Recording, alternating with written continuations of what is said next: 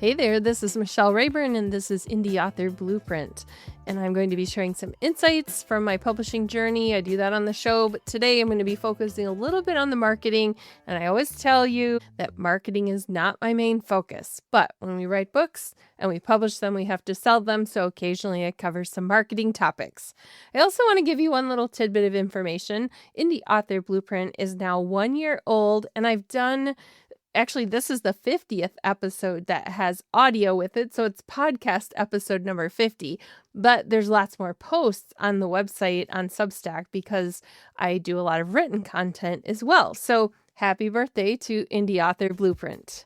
All right, today I want to tackle a piece of advice that I hear all the time in the writing and publishing world, especially at writers' conferences and in podcasting workshops at those conferences where authors go and hear, like, how do you get out there and get booked on podcasts? And then what do you say when you're on a show? So I've heard coaches more than once tell authors that when you're on a podcast, your call to action should be simple: buy my book. And then they tell people to repeat that one clear call to action several times throughout the show. That's your call to action. The problem with that is that I understand the logic because I'm also an author, and so are you if you're listening to this. And it's important to be clear and have a clear call to action. And also, it's good that repetition helps people remember. But here's the problem and why we're talking about it today. When your one repeated call to action is buy my book, you don't build trust. You build fatigue. And worse, you miss the chance to connect with readers as people instead of just potential customers. They're not just people with a piece of plastic, a credit card in their hand. They're real people. And I want to unpack why that advice doesn't work and what to do instead. So this comes up in more than one place. It's not just on podcasts. I see it happening on blog posts.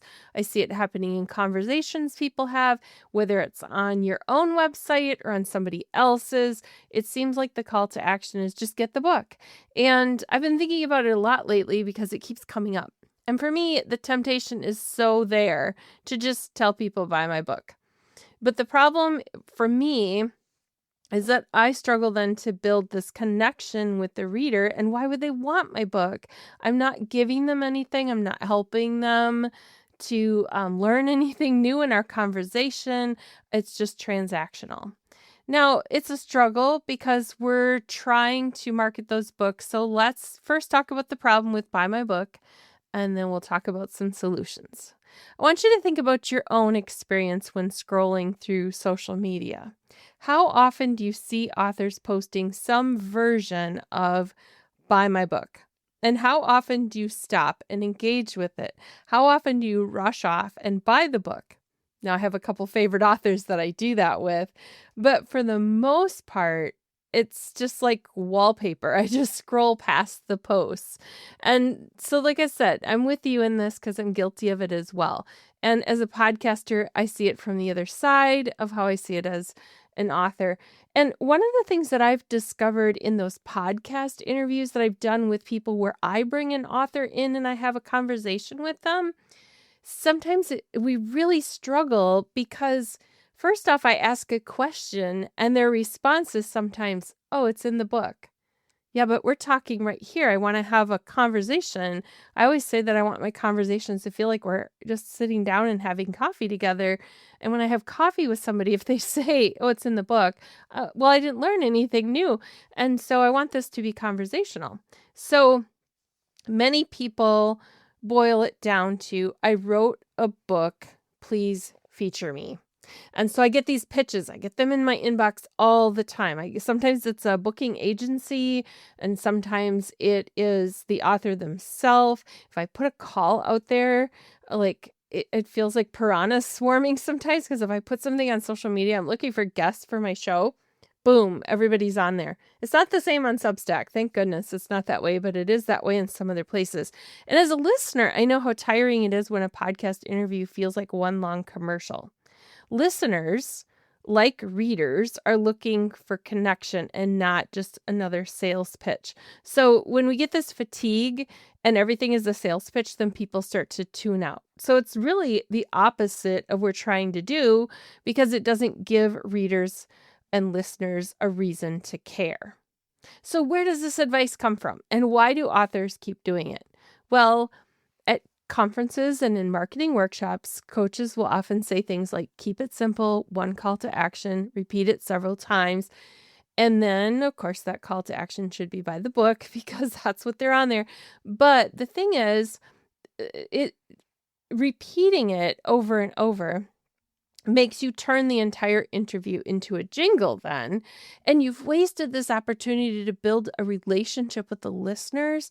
Some of the best conversations I've had are with people who just sit down and talk with me, and I'm like, this is amazing. If this is what you put in your book, I want more of this. And so then it's an on-ramp really for me to want to get that book. So let's look at a better way, because I could repeat that over and over and over. I think you get the point. So let's look at a better way to go from these transactions to relationships. And we'll look at the shift here. So first, it's a mindset thing. We have to stop seeing every interaction as a sales opportunity.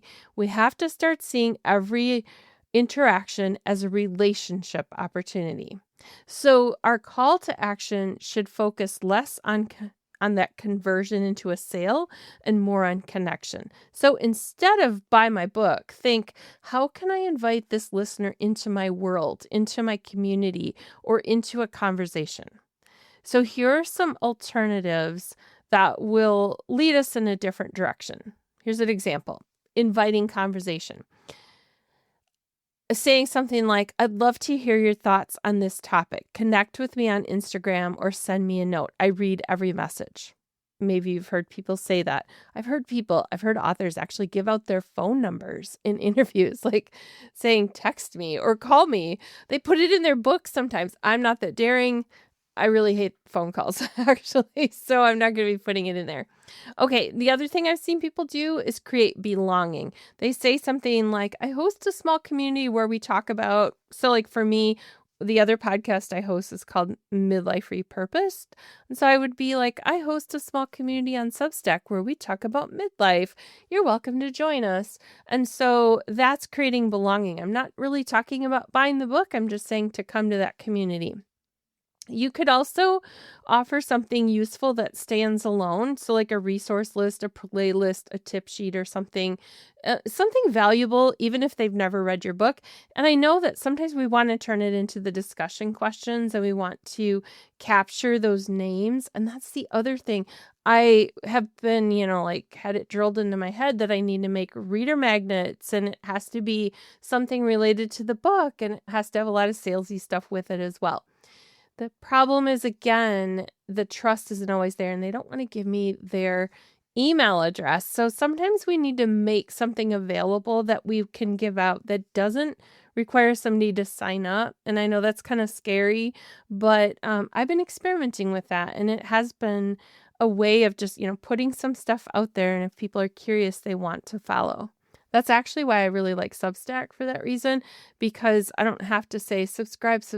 I do sometimes. I say it a lot, but you don't have to. You can still get the things without subscribing. Some other things we can do, we can share behind the scenes. So we can talk about, here's what surprised me most while writing. I'd love to know if you experienced something similar. So we're asking the reader to communicate with us and sharing that real life kind of a behind the scenes sneak peek. Another thing is to invite contribution. I'm gathering stories for future projects. If you'd like to share yours, here's how.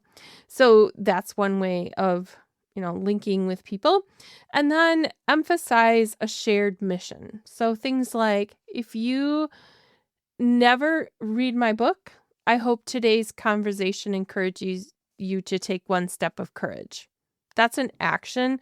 So you're mentioning, they know you're an author by now.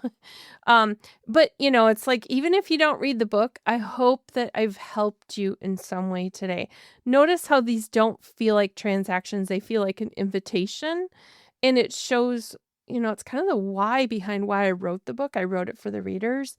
And therefore, I want something for them. I don't want to have something from them.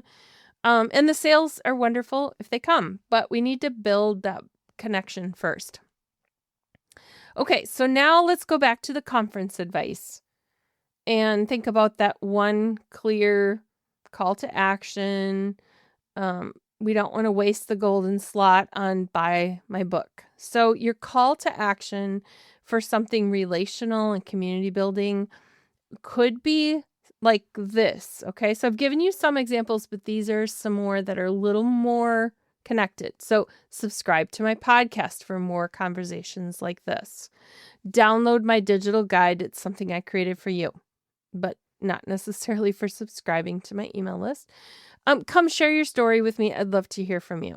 Okay, so those are memorable, they're clear, but those are a summary of some of the ways that we can make it more relational. And when we invite those listeners to step into our community, they're far more likely to eventually buy our book because they trust us, they get to know us. So now we see the listener as a person and not just somebody who's holding a credit card. They have a real face.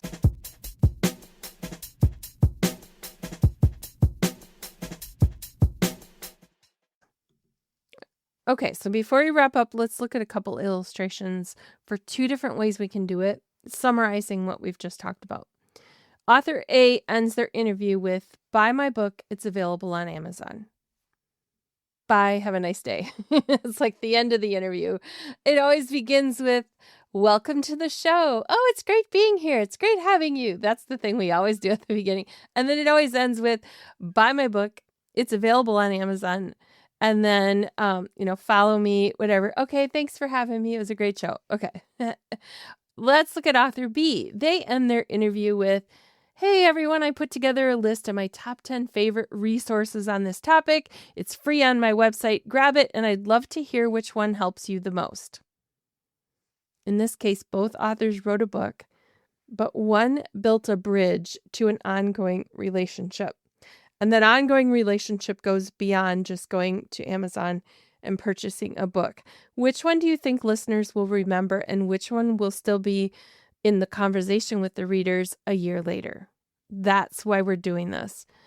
So then the principle is give freely and earn trust. So it's not tricking people into sales. It's about planting seeds of trust so that we build that relationship. There are different ways you can do this.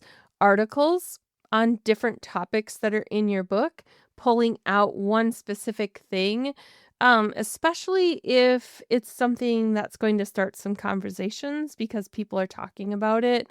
Podcast episodes, free resources, conversations, live chats. These are all seeds that we plant, and some of them sprout quickly into sales. Some of them grow into longer term connections. But if you never plant them, then all you ever do is shout, "Buy my book," and you won't see much growth. So it's the difference between harvesting and cultivating, and good marketing is the cultivation. I'm going to give you a challenge then as we wrap up. Before you post on social media this week, or before your next podcast interview, I have one coming up, ask yourself, what can I share today that builds relationships instead of just selling? Give away something of value and ask a genuine question. Extend an invitation to community or share something behind the scenes. Show your readers and listeners you care about them. And when you do that, then trust grows and sales naturally follow. I want to thank you for joining me today on Indie Author Blueprint. If this episode was helpful, I'd love to have you share it with another writer who's tired of the buy my book as the only marketing strategy. But what I really want is to hear from you. I want to know about your challenges, and I want to know what is it that you're doing differently from what you have been doing. So I want you to hop over to Substack and join the conversation there. This episode that I'm recording right now is free for everybody.